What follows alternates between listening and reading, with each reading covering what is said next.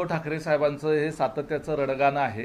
सातत्यानं प्रशासकीय यंत्रणेवर, सातत्यानं वेगवेगळ्या यामध्ये काम करणाऱ्या निवडणूक आयोगाच्या यंत्रणेवर संशय घेणं, शेवटी त्याच प्रक्रियेमधून आपण निवडणुकीला सामोरे जात आहात। आणि दुसऱ्या बाजूनं अतिशय छातीठोकपणे आत्मविश्वासानं सांगतात की आमचे एवढे खासदार निवडून येणार, आम्ही राज्यामध्ये इतक्या जागा निवडून आणणार। मग जर ह्या यंत्रणेवर आपला विश्वासच नाही तर कशाच्या आधारे तुमचा हा आत्मविश्वास आहे? जर ही यंत्रणा जी आहे ती एकतर्फी बायस पद्धतीनं काम करते तर मग तुम्हाला निवडून येण्याच्या खात्री कुठून आलेल्या आहेत? तुम्ही जे सांगताय आमचे 30 जागा येतील आणि 35 जागा येतील आणि महाआघाडीच्या एवढ्या जागा येतील, हे कशाच्या आधारावर तुम्ही सांगताय?